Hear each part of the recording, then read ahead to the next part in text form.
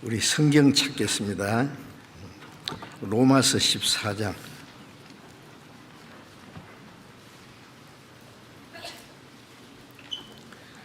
로마서 14장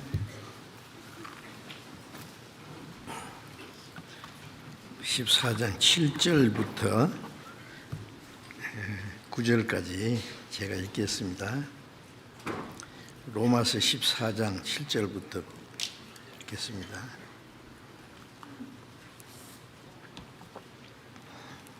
우리 중에 누구든지 자기를 위하여 사는 자가 없고 자기를 위하여 죽는 자도 없도다. 우리가 살아도 주를 위하여 살고 죽어도 주를 위하여 죽나니 그러므로 사나 죽으나 우리가 주의 것이로라.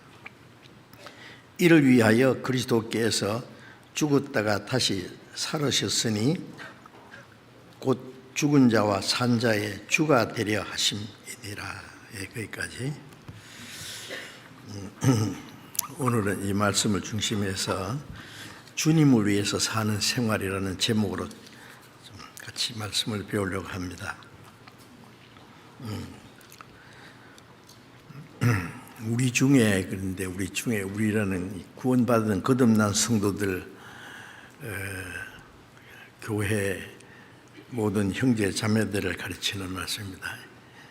여기에 계신 형제 자매들도 마찬가지입니다. 우리 중에 누구든지 자기를 위하여 사는 자가 없고 자기를 위해서 죽는 자도 없도다. 맞습니까? 맞습니까? 자신 있게 대답을 못한 거 보니까 문제가 좀 있는 모양이네. 예. 이 거듭난 그리스도인의 생활은 구원받기 이전에 살던 우리의 생활과는 완전히 다를 뿐 아니라 세상 사람들과 완전히 구별된, 세상 사람들이 도무지 생각지도 못하고 이해하지 못하는 것이 그리스도인의 생활입니다. 그래서 여기에 바울 사도께서 말씀하신 대로 우리 구원받은 거듭난 그리스도인들, 영원히 구원을 받고 하나님 나라에 들어갈 수 있는 확실한 소망을 가진 사람들, 이제 구원받은 이후에 우리의 삶의 목적은 세상 사람들과 완전히 다릅니다. 하나님은 우리를 구원하신 목적이 있고 거듭난 그리스도인들이 어떻게 살아야 할 것을 성경에 미리 말씀해 주셨습니다. 그래서 우리 거듭난 성도들은 우리 중에 자기를 위해서 사는 자가 없고 자기를 위해 죽는 자도 없도다.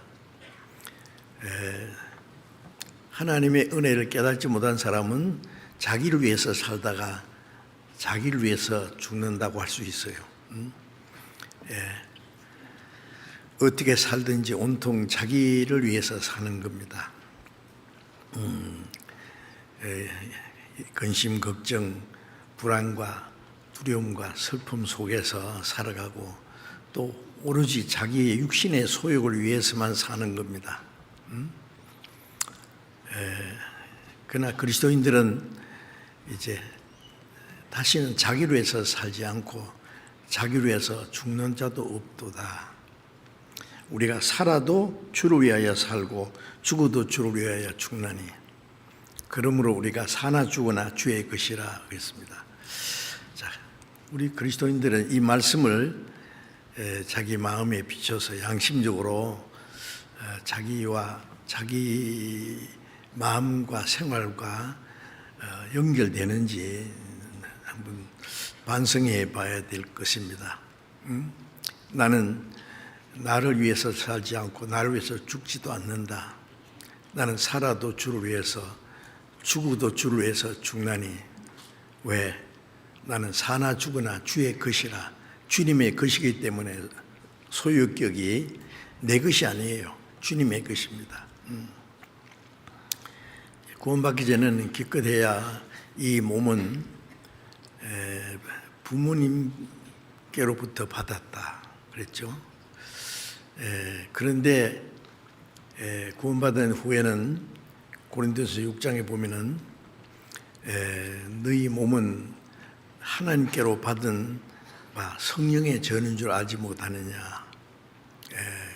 고린도서 6장 19절에 그러죠. 이 몸이 부모님께 받은 것이 아니라 하나님께 받았어요. 시편에도 곳곳에 우리의 몸을 지으신 하나님, 우리의 지체를 조직하신 하나님. 부모님이 낳기는 했지만은 무슨 재주로 이렇게 만듭니까?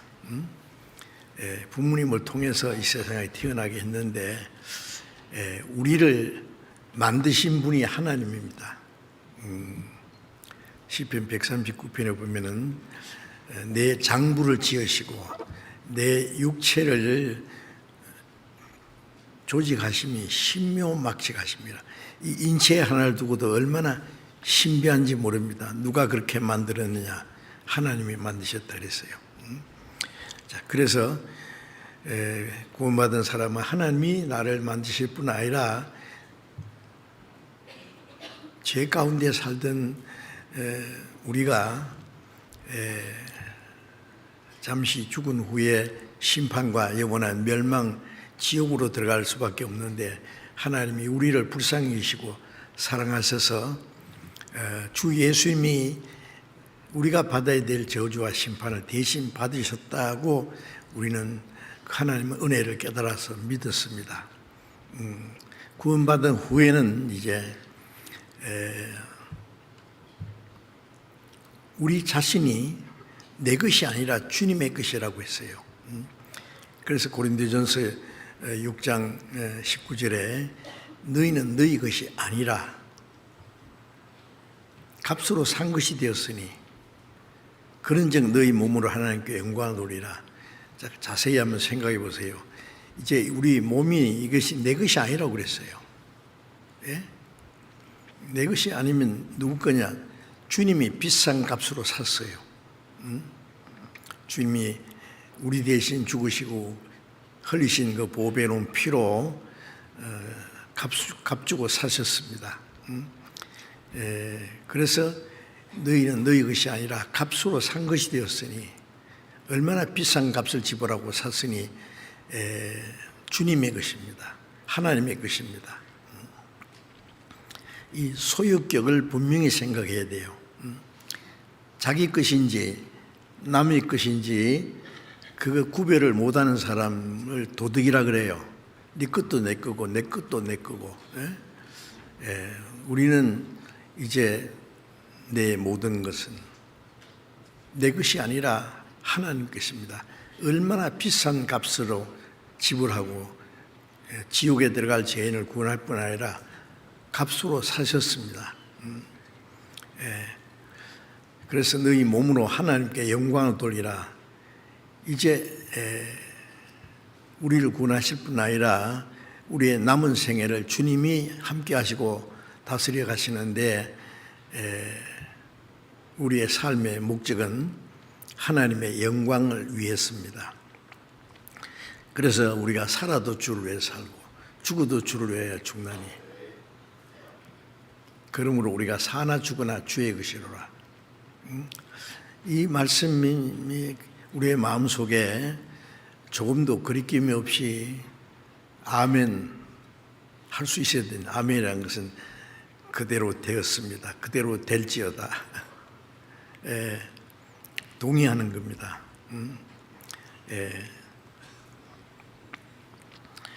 그래서 이를 위하여 그리스도께서 죽었다가 다시 사셨으니 주님이 우리를 구원하기 위해서 우리 대신 죽으시고 우리에게 영원한 생명과 소망을 주시기 위해서 다시 살아나셨습니다.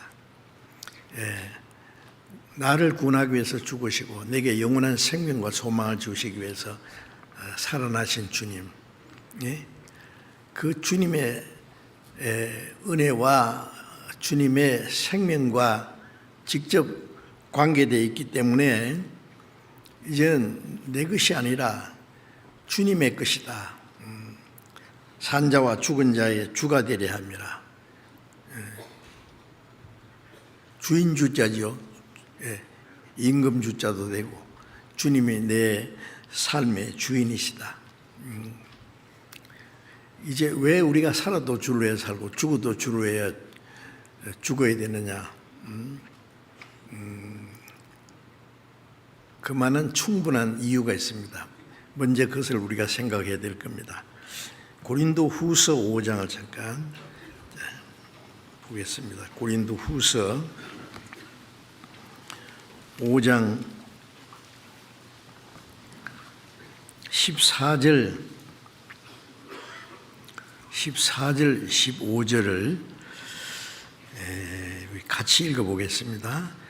그리스도의 사랑이 우리를 강권하시는도다. 우리가 생각건대 한 사람이 모든 사람을 대신하여 죽었은즉 모든 사람이 죽은 것이다. 제가 모든 사람을 대신하여 죽으심은 산자들로 하여금 다시는 저희 자신을 위하여 살지 않고 오직 저희를 대신하여 죽었다가 사신 자를 위하여 살게 하려 하심이니라. 그리스도의 사랑이 우리를 강권하신다. 하나님은 사랑이시고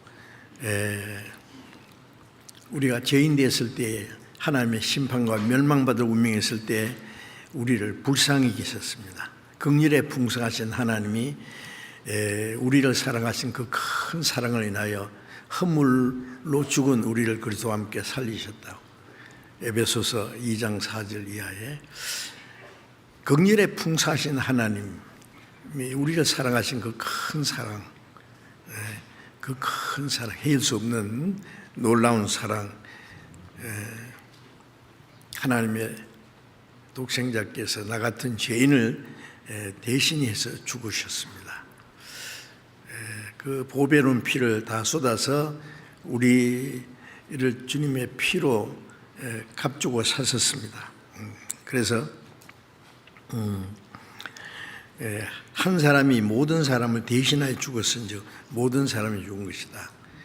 한 사람 예수님은 모든 사람을 대신해 죽었다. 모든 사람은 이 세상 모든 사람입니다. 요한복음 1장 29절에 보라 세상 죄를 지고 가는 하나님 어린 양이로다.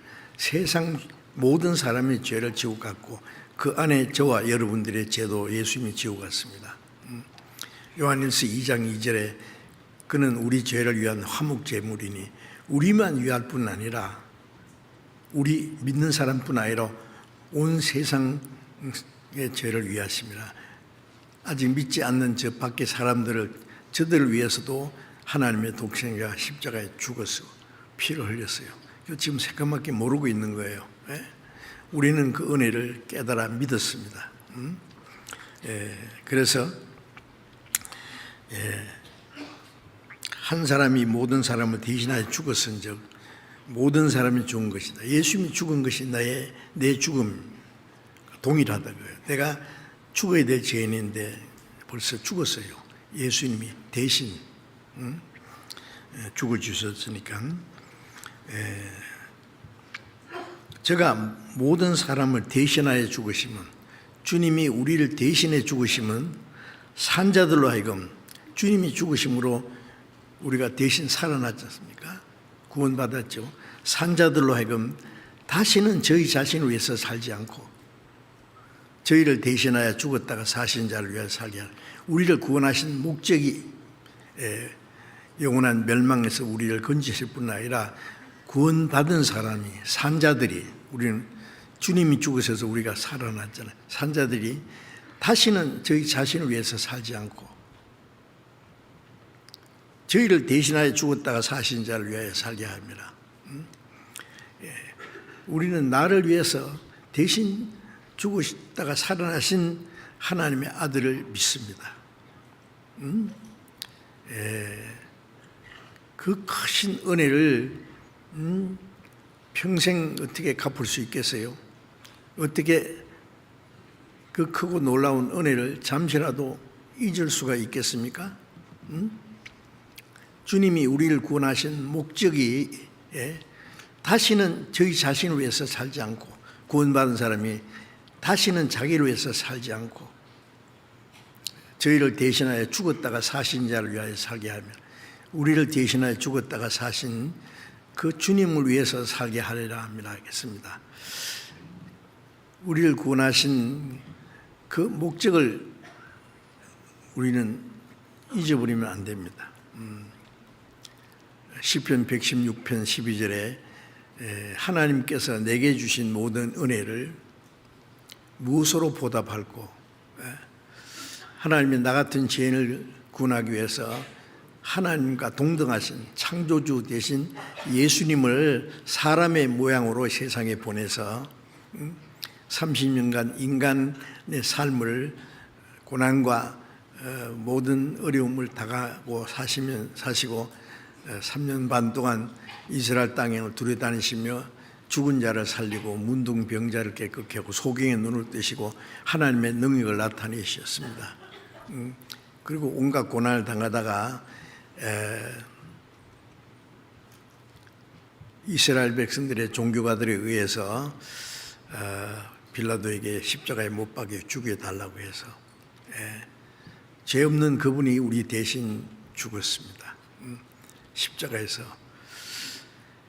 십자가는 인간이 당할 수 있는 최고의 수치와 고통입니다. 하나님의 독생자가 말이죠. 하나님과 동등한 분이 그렇게 초라한 모습으로 죄인처럼 잡혀가셔서 온갖 신문을 당하시고 로마 군인들이 예수님의 얼굴에 침을 뱉고 손바닥으로 얼굴을 때리고 막대기로 머리를 내리치고 온갖 조롱을 다 하고 예수님은 묵묵히 계셨습니다. 욕을 받으시되 대신 욕하지 않고 위협을 받으시되 대신 위협하지 않고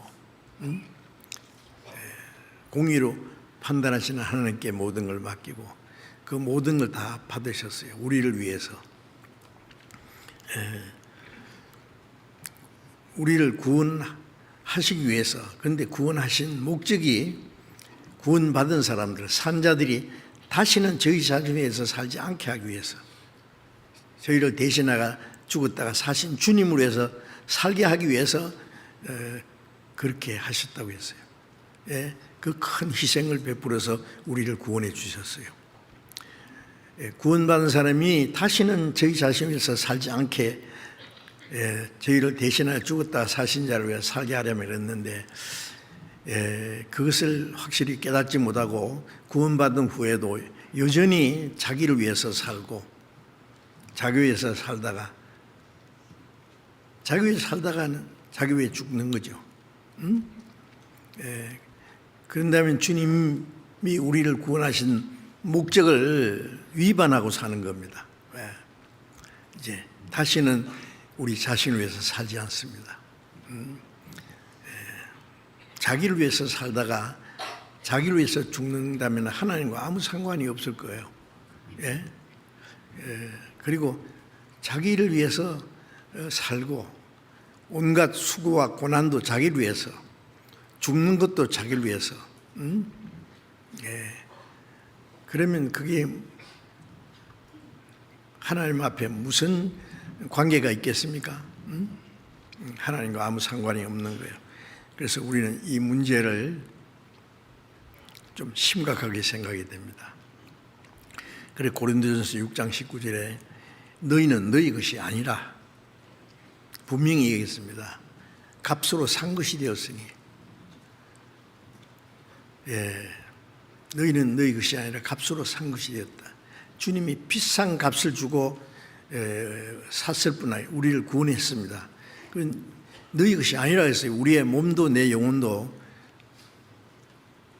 주님이 비싼 대가를 주고 사셨어요. 값으로 산 것이 되었으니 너희 몸으로 하나님께 영광을 돌리라.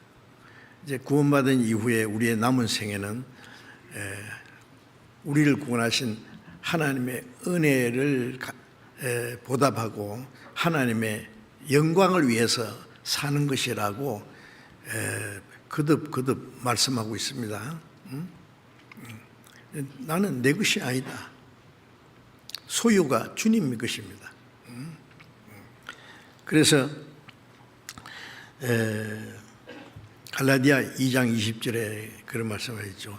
내가 그리스도와 함께 십자가에 못 박혔나니. 내가 언제 못 박혔어요? 주님이 내가 받아야 될 저주와 심판을 대신 그 몸에 짊어지고 대신 죽었어요. 그래서 주님의 죽으심이 나의 죽음입니다. 내가 그리스도와 함께 십자가에 못 박혔나니. 이제는 내가 산 것이 아니라 내 안에 그리스도께서 사신 것이다. 이제 우리의 남은 생에 사는 것은 내가 산 것이 아니라 구원받은 후에는 내 안에 계신 주님이 내 삶의 주인이시다. 내가 산 것이 아니라 내 안에 그리스도께서 사신 것이다. 우리를 구원하신 주님이 저 멀리 계신 것이 아니라 내 안에 계신다고요. 주 내 안에 늘 계시고 나 주의 안에 있어. 이 신비한 비밀입니다. 내가 산 것이 아니라 내 안에 그리스도께서 사신 것이다. 이제 내가 육체 가운데 사는 것은, 육체를 입고 사는 것은 나를 사랑하사 나를 위하여 자기 몸을 버리신 하나님의 아들을 믿는 믿음 안에 산다. 구원받을 때도 하나님의 은혜를 깨닫고 믿음으로, 구원받은 후에 사는 것도 내 안에 계신 주님을 믿는 믿음 안에서 산다. 주님이 내 안에 살아계시는데 내게 새 생명을 주실 뿐 아니라 주님이 내 삶의 주인입니다. 이제 우리를 구원하신 목적은 구원받은 사람이 주님을 위해서 살도록 하기 위해서 구원했기 때문에 이제는 내가 사는 것이 아니라 내 안에 그리스도께서 사신 것이다. 내 삶의 목적이 이제는 나를 위한 것이 아니라 주님이에요. 내 삶의 주인이 주님입니다. 내가 산 것이 아니라 내 안에 그리스도께서. 여러분 참 놀라운 것은 주님이 우리 안에 계셔요. 이제 성령으로 계세요. 성령은 부활하신 주님의 영입니다. 주님이 십자가에 죽으심으로 내 죄를 대속하셨고 부활하심으로 그 부활의 생명을 내게 주셨어요. 그래서 내 생의 주인은 주님이시다. 내가 산 것이 아니라 내 안에 그리스도께서 사신 것이다. 내가 사는 것은 이제 그리스도께서 내 삶의 주인이 되셨다는 말씀입니다. 자, 우리가 이 중대한 문제를 물적 그냥 넘어가면 안 됩니다. 그래서 이제 내 안에 주님이 사신다. 그리고 고린도전서 10장 31절에 보면은 너희가 먹든지 마시든지 그다음 뭐죠? 무엇을 하든지 먹든지 마시든지 무엇을 하든지 먹고 마시고 사는데 뭘 하잖아요. 뭘 하든지 하나님의 영광을 위해서 하라. 하나님께 영광이 되지 않는 것이 죄입니다. 로마서 3장 23절에 보면 모든 사람이 죄를 범했음에 하나님의 영광에 이르지 못하더니 하나님의 영광이 되지 않는 그 모든 것이 죄요. 그런데 주님이 그 죄를 대속하기 위해서 우리 대신 죽으셔서 우리를 구원하셨기 때문에 이제 우리의 남은 생에는 다시는 자기를 위해 살지 않고 오직 하나님의 영광을 위해서 먹든지 마시든지 무엇을 하든지 하나님의 영광을 위해서 그것이 하나님이 우리를 구원하신 목적입니다.